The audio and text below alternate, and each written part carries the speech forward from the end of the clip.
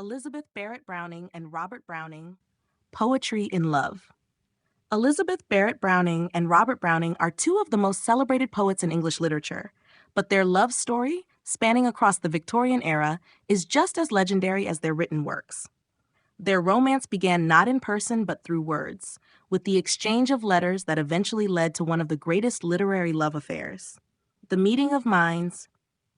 Elizabeth Barrett, born in 1806, was already an established poet by the time she met Robert Browning. However, her life had been marked by sorrow and physical frailty. Stricken by a debilitating illness from her teenage years, Elizabeth became a recluse, living in her family home under the strict control of her domineering father, Edward Barrett. She was not allowed to leave the house without his permission, and he kept a tight rein on her personal life.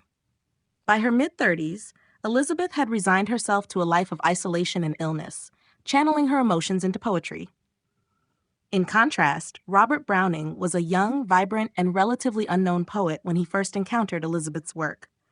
Her 1844 collection, Poems, brought her considerable fame and captivated Robert, who was 6 years younger than Elizabeth.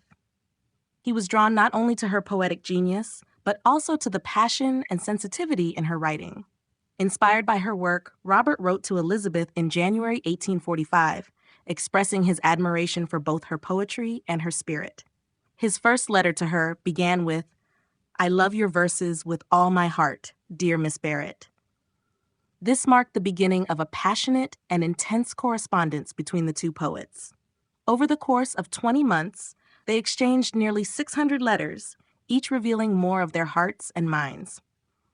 Through their letters, Robert brought light into Elizabeth's cloistered life, while she shared her deepest thoughts, fears, and emotions with him. Their love blossomed in the world of words before they ever met in person. Secret romance and rebellion. Though Elizabeth was hesitant at first to meet Robert due to her frail health and insecurities, they finally met in May 1845. Their bond only deepened in person, and it became clear that their connection went far beyond intellectual admiration.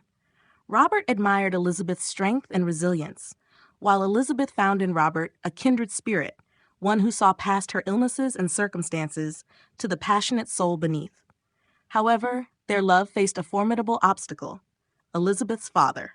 Edward Barrett was notoriously overprotective and controlling of his children, forbidding any of them to marry. Elizabeth, especially, was under his strict watch due to her fragile health, and the idea of her entering a romantic relationship was unthinkable to him. Knowing her father would never approve, Elizabeth and Robert decided to keep their love a secret.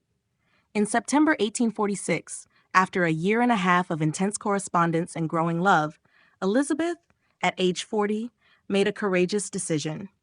Defying her father's wishes, she eloped with Robert, leaving her family home for the first time in years.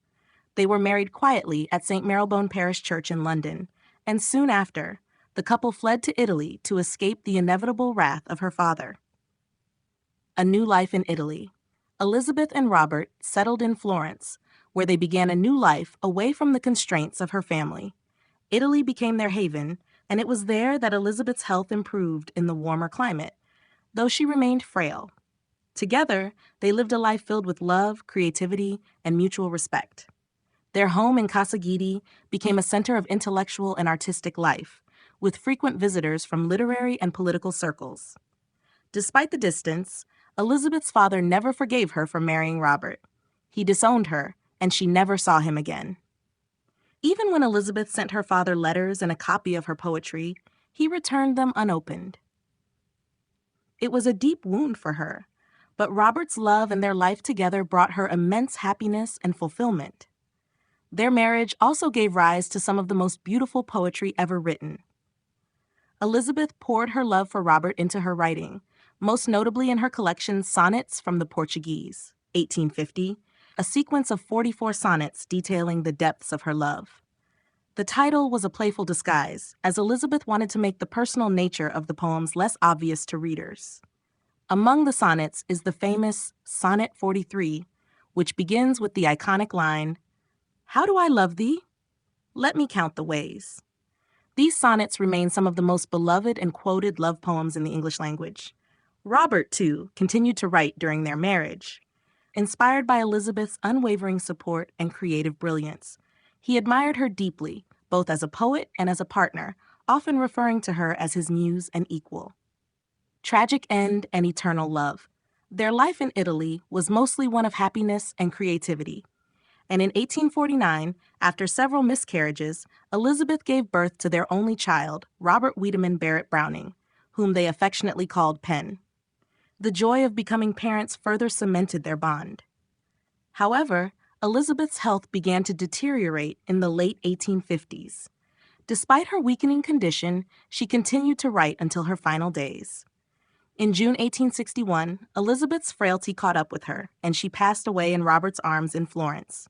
Her death devastated Robert, who had always cared for her tenderly and remained devoted to her even in her illness. After her passing, Robert could not bear to stay in the home they had shared and left Italy with their son. Though Robert outlived Elizabeth by nearly 30 years, he never remarried. He remained devoted to her memory, preserving her letters and the legacy of their love. Robert himself continued to gain fame as one of the greatest poets of his time, but he always credited Elizabeth with being his greatest inspiration. Heartfelt twist. Their love was immortalized through Elizabeth's Sonnets from the Portuguese, with Sonnet 43 continuing to touch hearts worldwide.